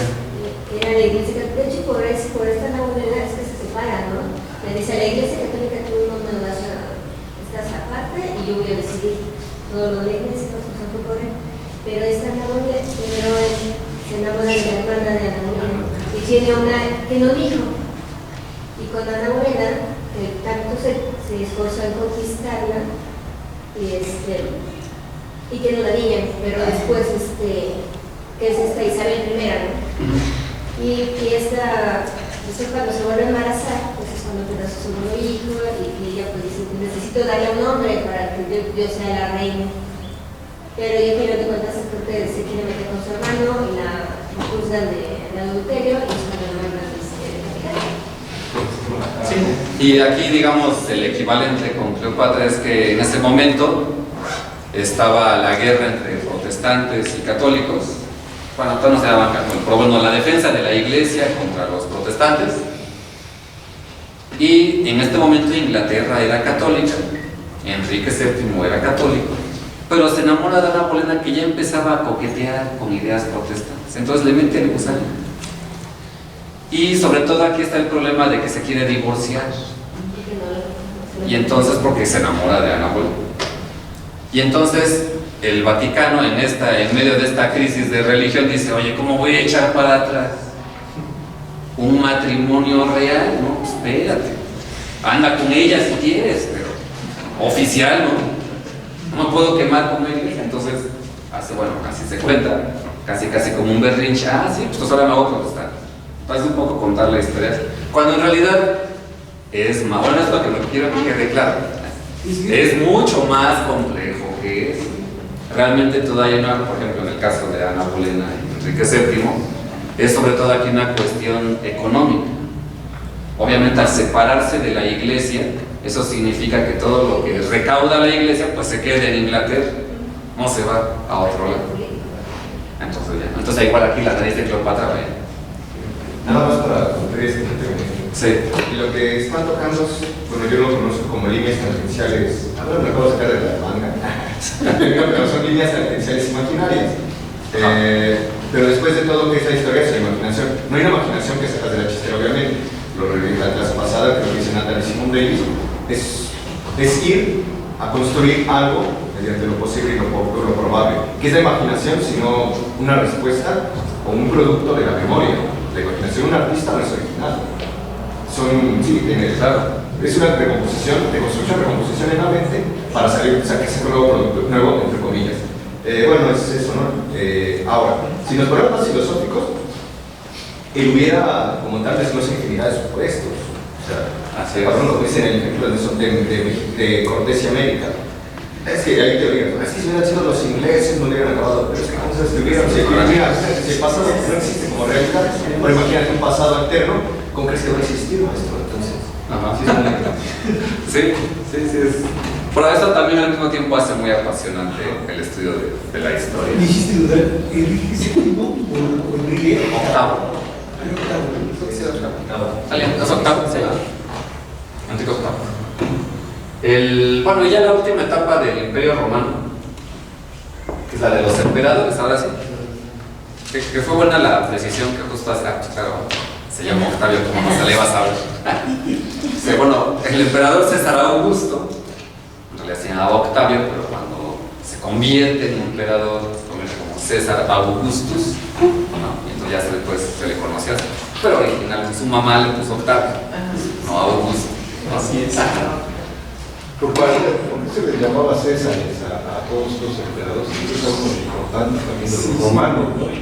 Después se va a derivar hacia los otros imperios. Eso es muy curioso y tiene que ver, claro, con Octavio. Bueno, César por Julio César, pero es, digamos, fue tal el prestigio político como líder de Julio César, que entonces empiezan a surgir muchas frases como no hay tanto poder como el de Julio César, como el del César. Y entonces cuando sube al poder, digamos, Octavio, él en honor a su, porque era, no recuerdo si era tío o abuelo, tío, ¿verdad? Sí, era de la casa Julio. Entonces, en honor a su pariente, Julio César es como una forma de decir, siempre va a quedar el nombre de César, porque yo Augusto, porque después, claro, que iba, no sé, en ese momento no se podía saber todo lo que iba a hacer César Augusto, pero cuando él entra es una forma de legitimarse. Yo soy descendiente de César. Es un patronímico. Sí, un patronímico. Ya de ahí se forma esa tradición de que todos son el César. Pero claro, después, ahora sí que se puede decir que Augusto no necesitaba, la historia no era necesario, ¿verdad? Él hizo muchas cosas como emperador, pero bueno, en ese momento era forma de legitimarse. Pero estaba empezando. Claro. Bueno, ya aquí lo que me gustaría resaltar es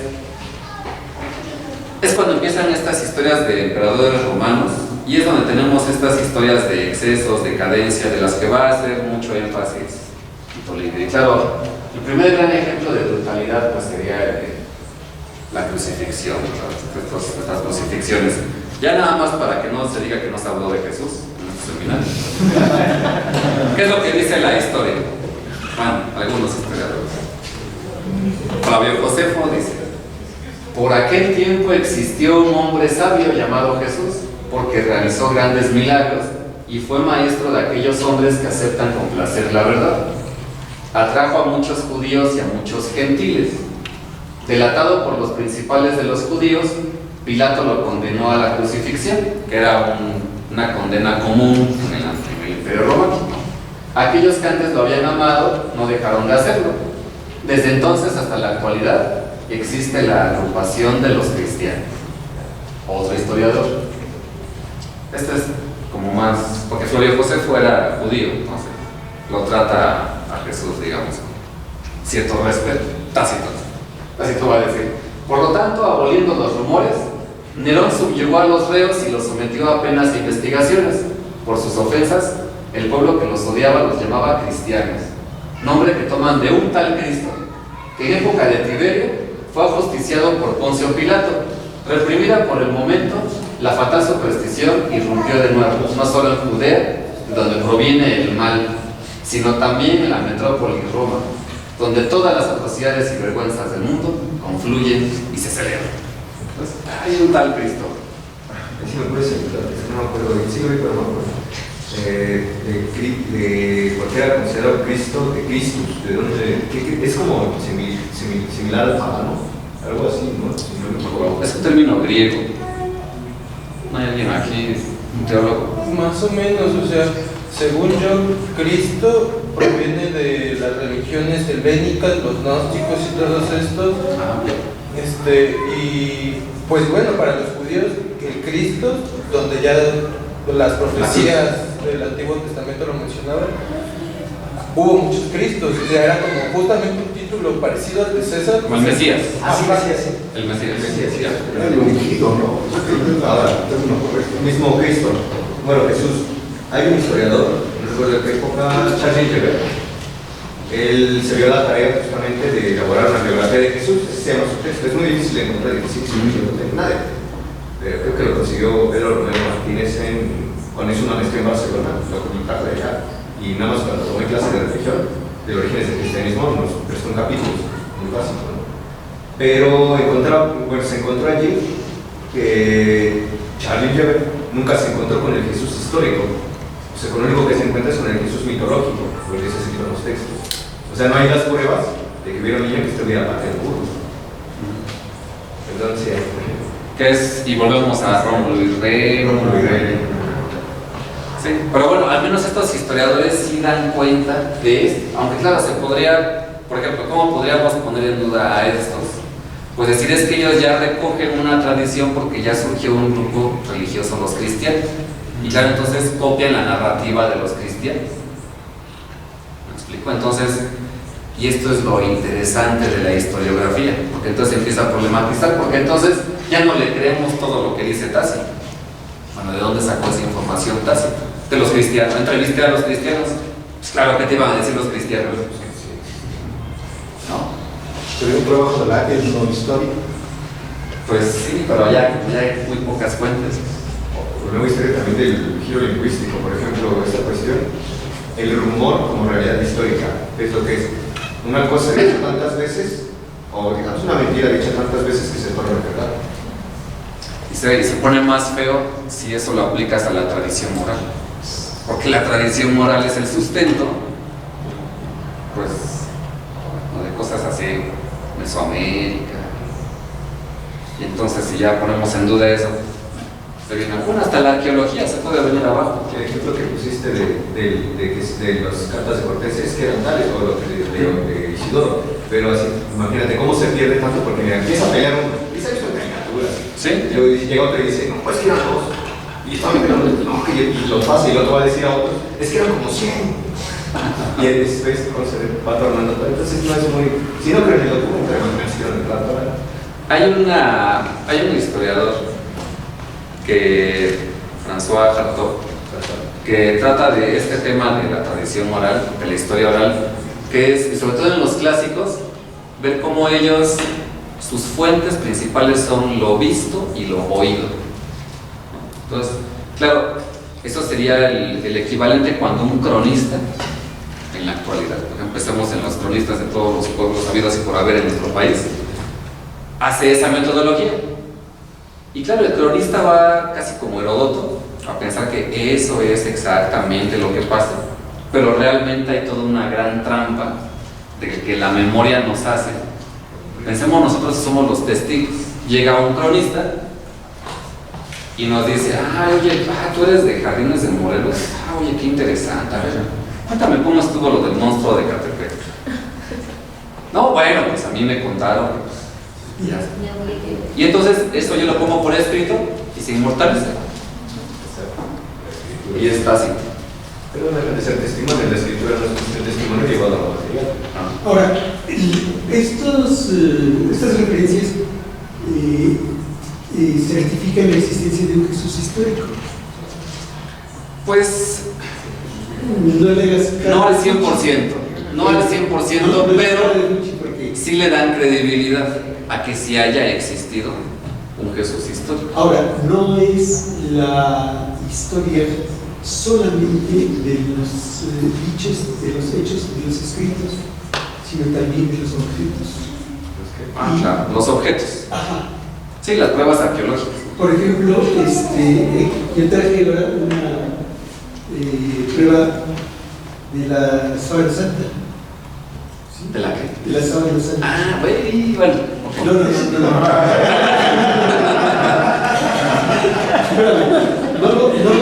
lo expreses.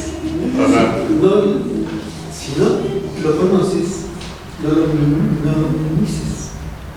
yo me gustaría que lo vieras objetivamente.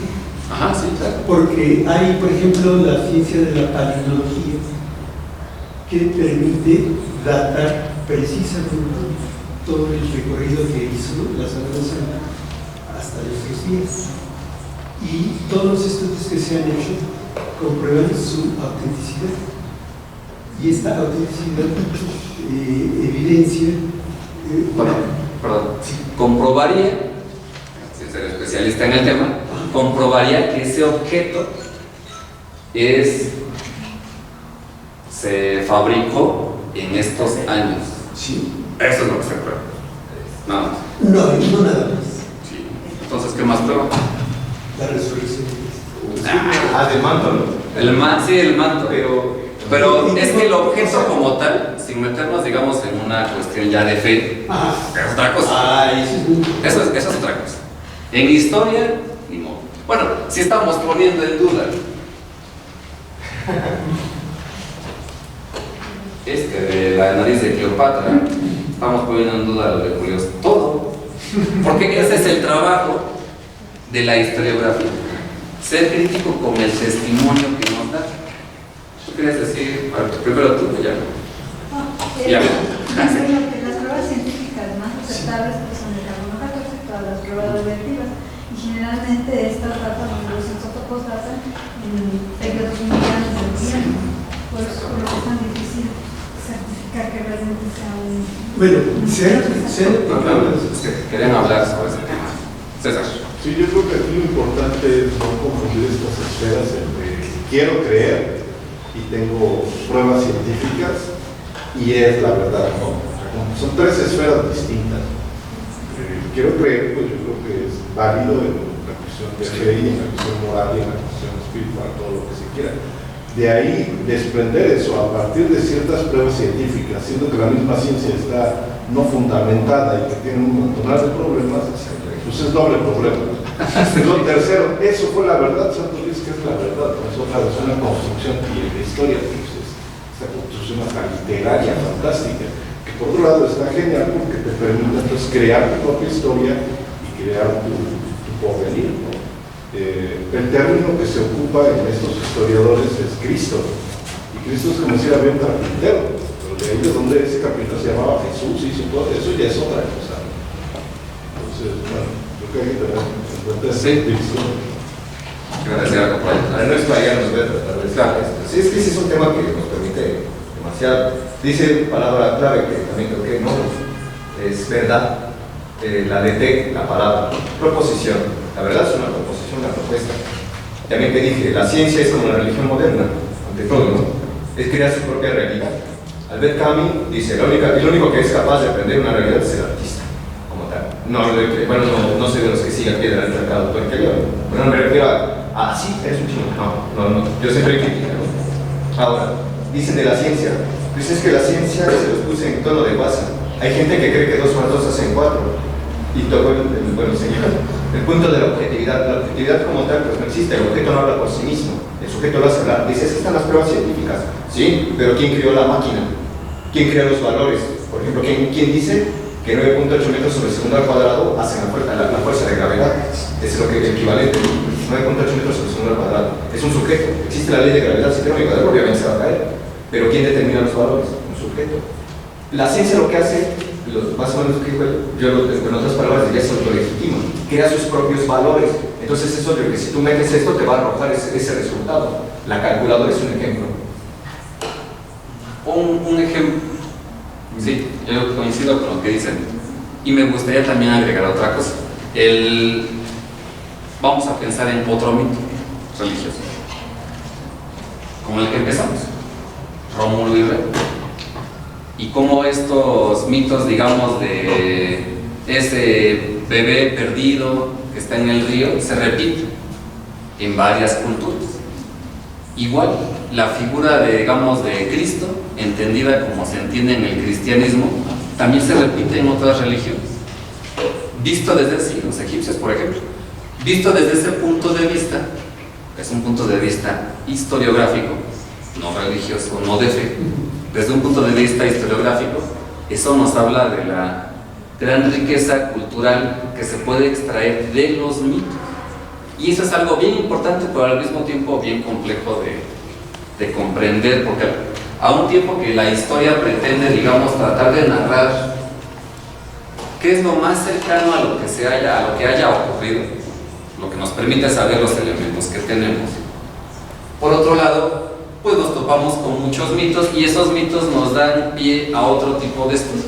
Un estudio, por ejemplo, de historia de las religiones. Y así nos podríamos ir con prácticamente todos los temas. Por ejemplo, en ese mismo siglo, Calígula. También se han dicho tantas cosas de este emperador romano que lo mismo podríamos poner en cuestión. Y bueno, ¿y cómo sabemos que efectivamente él hacía todas estas atrocidades? Y entonces y pasa en la arqueología. Ah, pues mira, claro, aquí donde está la tumba de Calígula, voy a inventar porque no sé si es así. Aquí donde está la tumba de Calígula, también encontramos restos de 8 niños. Y según la prueba de carbono 14, ¿cuántos años son más o menos? Que son muchísimos, ¿no? Vamos a suponer, sabemos que Calígula está en el siglo I, no, pues estos niños están, según el carbono 14, estuvieron entre el siglo V antes de Cristo y el 2 después de Cristo. Siglo V antes de Cristo era Sócrates y 2 después de Cristo ya pasaron todos los apóstoles. Por entonces lo que dice Julio, claro que es Calígula, pues está ahí en este periodo de tiempo. Eso es lo apasionante, pero al mismo tiempo lo feo de ir complejizando, por ejemplo, en las pruebas arqueológicas. Incluso, aquí toco terreno desconocido porque no soy especialista en arqueología, pero incluso la misma construcción, porque es tal cual construcción de cómo está el monumento, pensemos en las pirámides de Teotihuacán, cómo fueron así reconstruidas. ¿Cómo sabemos que sí era así? Porque en realidad lo que se encontró es un monte, y ese monte pues se fue talando, y aparte hay toda una serie de críticas porque apenas empezaba la arqueología, eso fue en tiempos de Porfirio Díaz, y entonces se dice que se trabajó muy mal en Teotihuacán. Y entonces, ¿cómo es que lo acomodaron de tal forma? ¿Y cómo es que ese gran modelo de Teotihuacán no ha condicionado, por ejemplo, cuando otra vez se encuentra otro vestigio arqueológico, otra ciudad, pues la acomodas así, con esos montículos? Es bien complejo, es muy, muy complejo. Y al final, claro, nunca vamos a renunciar a este grado de imaginación necesario, o al mismo tiempo rico.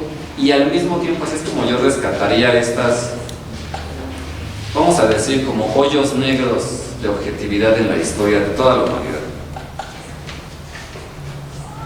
Eso nos permite ver cómo es realmente ese ser humano que siempre en búsqueda, digamos, de mitos fundacionales, mitos de identidad, relatos que nos permiten hablar sobre la pasión del hombre. Todo, por eso son tan apasionantes los clásicos. Calígula, pues claro, un arquetipo de crueldad. Todos hemos vivido eso en carne propia o en otras personas. Aunque cuenta la leyenda de que fue Cesonia la culpable de su locura, ¿no? Que le había dado un beneficio de amor. Que lo volvió loco. Calígula.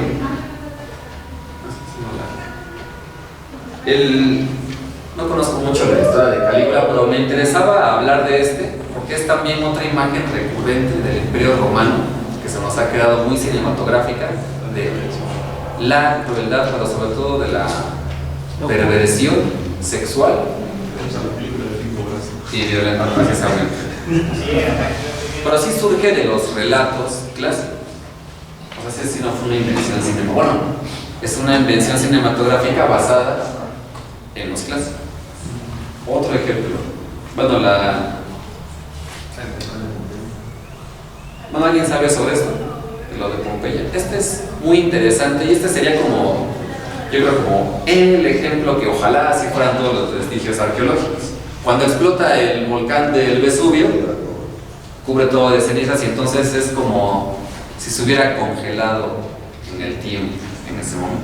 Pero fíjense, a pesar de que ese es como un ejemplo ideal de trabajo arqueológico, pues aún así hay muchas cosas que a mí de veces me impresiona ver. ¿A poco si una vez hablan con un arqueólogo o con un antropólogo, te van a decir que a partir de cómo están recostados sacan una serie de conclusiones? Mira, es un rito funerario porque está en posición fetal, y bueno, no simplemente se cayó y se quedó así. Pero un físico, ¿no? Porque un social va a estar bien grifo. No, pues se supone que primero llegó un gas venenoso. En caso de Pompeya. En caso de Pompeya. Porque primero mató a la gente en donde estuviera y estuviera haciendo lo que estuviera haciendo. Hay casos de amas de casa preparando el desayuno de su gente. Hay panaderos, hay zapateros, y mueren y después cae la ceniza, pero abundante. Ahora, la ceniza sepulta a los muertos, a los cadáveres que se pudren con el tiempo, ¿no? Pero cuando logran descubrir eso, pueden rellenar esos huecos y obtener imágenes auténticas, bueno, de cómo era la gente en ese momento. Por eso yo decía que ese es como un ejemplo ideal para la arqueología. Pero no todos son así.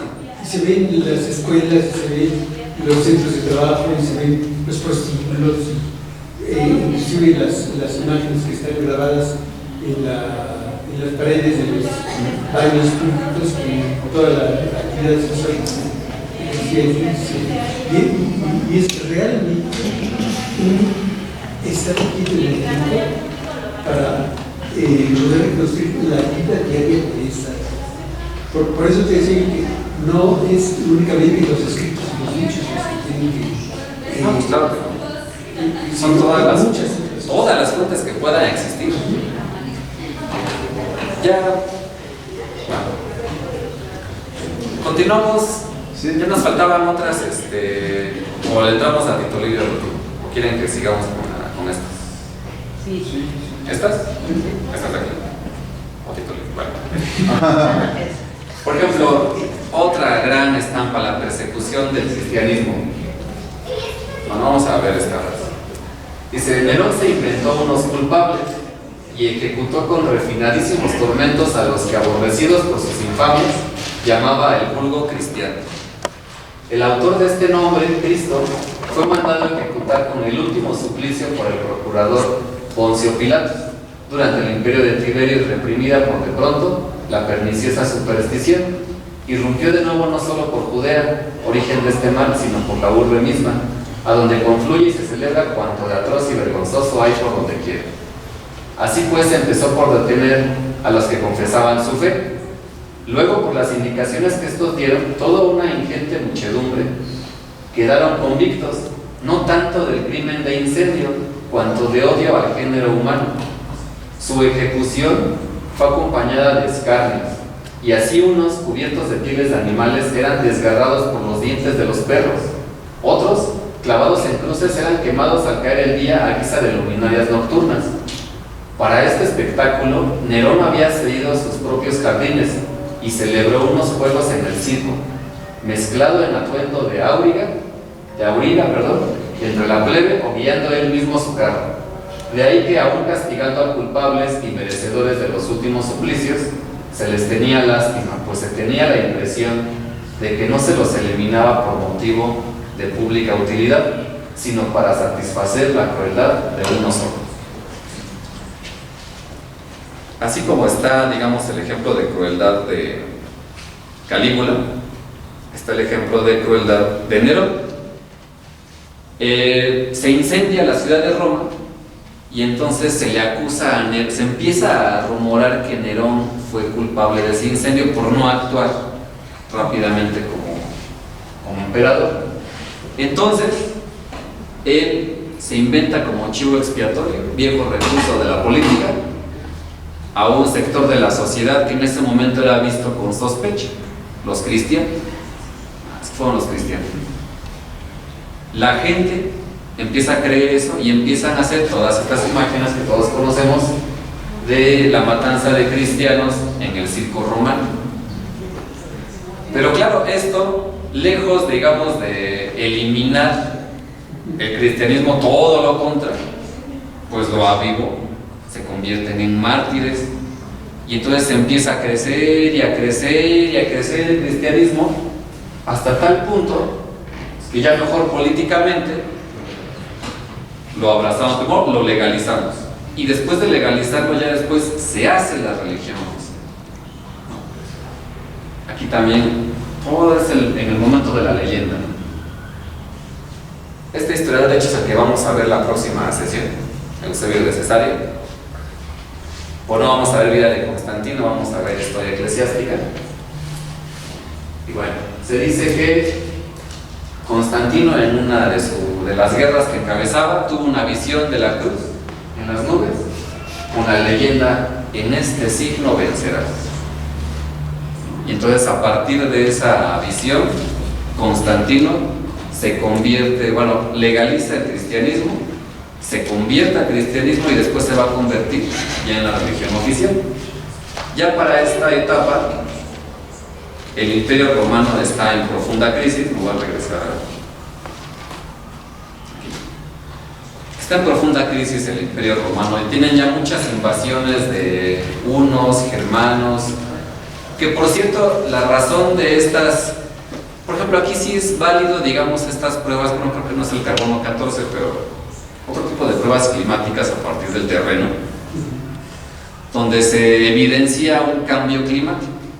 Y entonces este cambio climático, es un enfriamiento, digamos, por el globo, entonces va expulsando a las tribus del norte, y entonces, pues, obviamente ya se secan los campos, ya no pueden vivir ahí, entonces van bajando. Y entonces una horda expulsa a otra, y a otra, y a otra, y a otra, y a otra. Y entonces en Roma empieza a confluir toda esta serie que ellos les van a llamar bárbaros. Pero en realidad tampoco era. Otra vez volvemos a fijar como griegos contra bárbaros. Por eso es tan importante esta frase de Heródoto. Hasta que llega un punto en el que ya es insostenible, Roma no puede contra tanta invasión bárbara, entonces lo que hacen es dividir el imperio. Como todos están yendo hacia Roma, pues mejor divídelo y pon uno en Oriente, y ahí trasladamos la capital. Lo que pasa es que Roma es víctima de su propio progreso. Es correcto. Sí. Y los romanos, los ciudadanos romanos, ya compraban esclavos que fueran a cubrir su servicio militar. Ya no pagaban, ya no vivían ellos el proceso de los mercenarios. Entonces se hace mercenario. El mercenario nunca va a luchar por el honor de Roma, va a luchar por su padre. Así es. Entonces, al no tener ya el interés y la motivación de Roma First, entonces ya nadie defiende en realidad Roma. Pues ya no nos interesa más que su propio bien, su propia comodidad, tranquilidad, y van marginándose. Entonces surgen los sitios de descanso del Mediterráneo, Pompeya, ¿cómo se llama? Pero ya el espíritu de conquista y de agradecimiento peor se había perdido. Fíjese que esa reflexión que hace es curiosamente muy característica de Tito Livio y de los historiadores clásicos. Voy a adelantar aquí. Finalmente todo esto lo hemos ido discutiendo. Bueno, rápidamente, la obra de Tito Livio son 142 libros, pero como siempre en estos casos se perdió más de la mitad, y entonces los únicos que tenemos son como 30, y de algunos solo se tiene registro de resúmenes que hizo un historiador posterior, pero originales se mantienen muy pocos, que bueno, son estos, prácticamente es del 1 al 30, lo demás son resúmenes de otros historiadores. Eso es importante mencionar. Y una característica, digamos, de la idea de Tito Livio, de su visión de la historia, que es esa con la que me interesaría terminar. Su visión de la historia, como de muchos historiadores clásicos, es la de una historia moral. Es decir, la idea de Tito Livio es: el Imperio Romano inició gracias a su grandeza, de sus valores. ¿Cuáles eran los valores según Tito Livio del Imperio Romano? El poderío militar, el honor y la civilización, el refinamiento de su cultura griega, helenística. Y justo decae Roma por la relajación de las costumbres, y entonces por eso te va a retratar con crudeza a Calígula, a Nerón, que independientemente de que sí, porque todos los registros coinciden en que precisamente sí había en esos actos de crueldad, sí es notorio cómo van, perdón, no es Tito Livio, los demás historiadores clásicos van como poniendo ese énfasis, ¿no?, en esa crueldad. Suetón, precisamente. Sí. Por ejemplo, la vida, ¿cuáles las costumbres, por medio de qué hombres, con qué política en lo civil y en lo militar fue creado y engrandecido el imperio? Después, al debilitarse gradualmente la disciplina, sígase mentalmente la trayectoria de las costumbres. Primero una especie de relajación, después cómo perdieron base cada vez más, y luego comenzaron a derrumbarse hasta que se llegó a estos tiempos en que no somos capaces de soportar nuestros vicios ni su remedio. Una historia de empezamos muy bien y de decadencia. ¿Por qué? Relajamiento de la moral. También hay una idea providencialista de la historia. ¿Cómo providencialista? Como si estuviera destinada a... Siempre hay esta idea de Roma como el pueblo elegido, desde ese mito fundacional de Eneas, y que desgraciadamente se perdió pues por la culpa de estos seres humanos viciados que se terminaron en la perfidia. Y claro, el mejor ejemplo es Nerón y Calígula.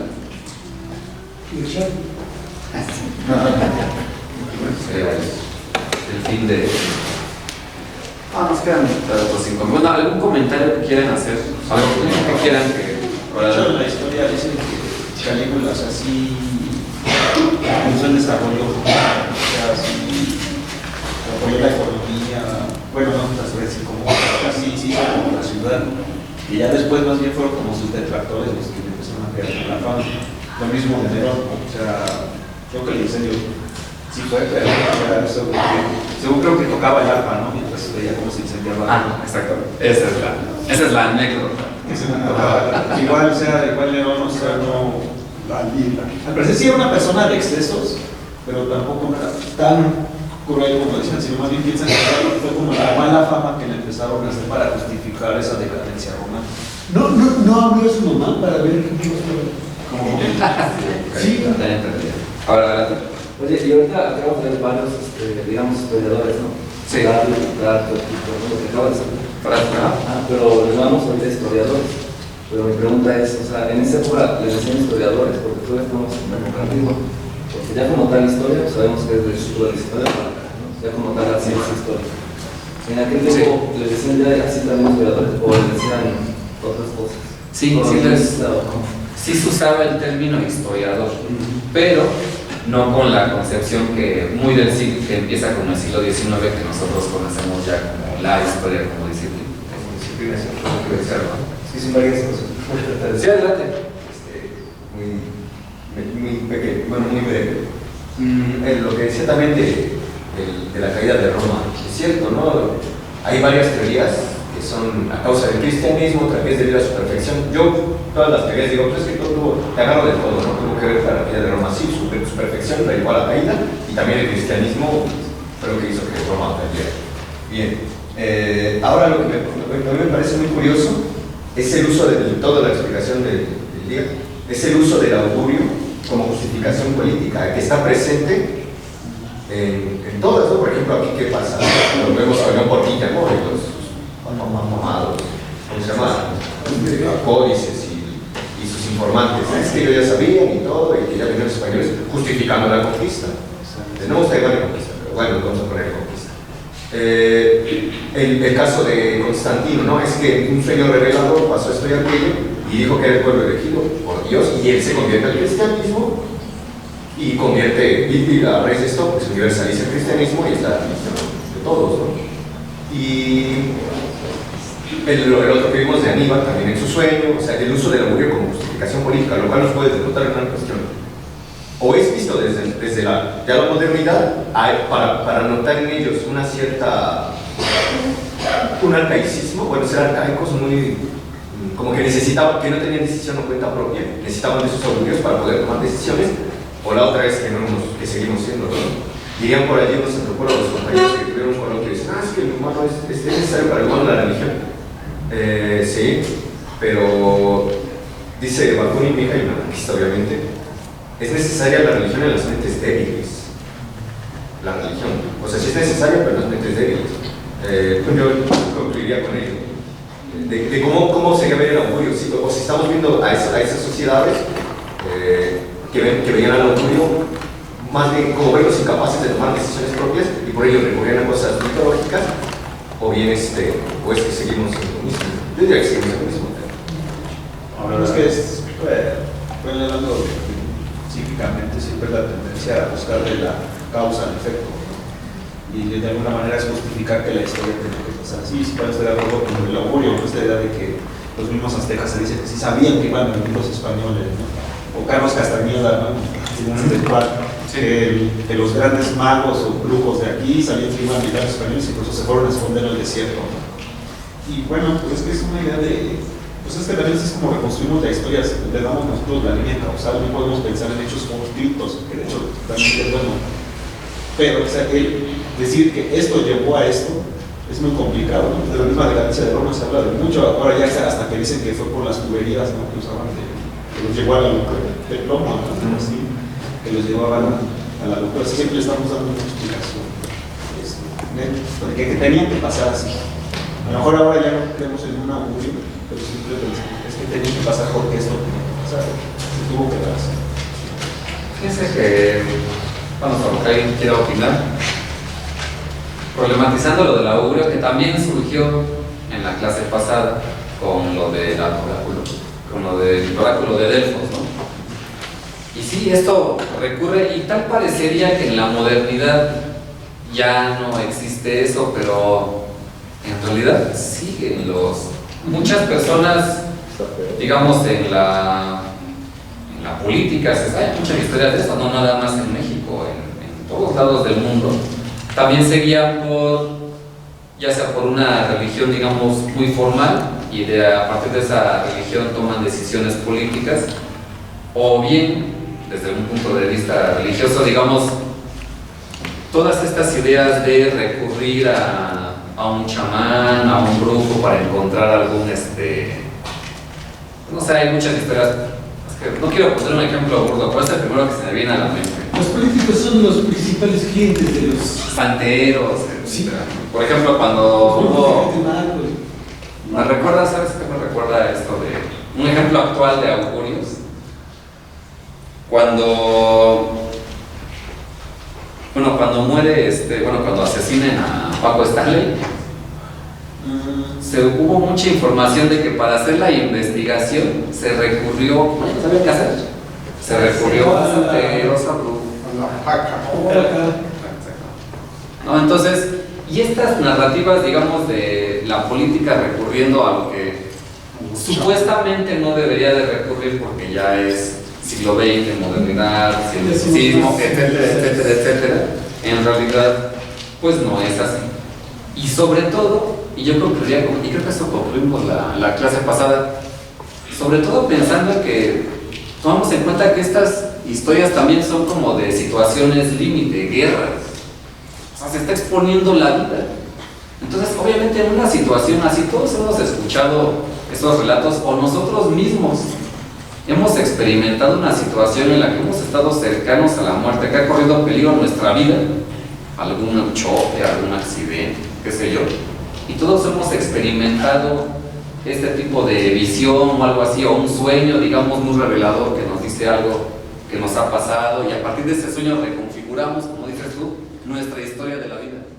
O sea, como que es recurrente en el ser humano, y por supuesto para mí se proyecta en la historiografía. Y lo que decía de eventos fortuitos, ¿no? Por ejemplo, cuando fue el temblor hace unos años, nadie sabía qué iba a pasar.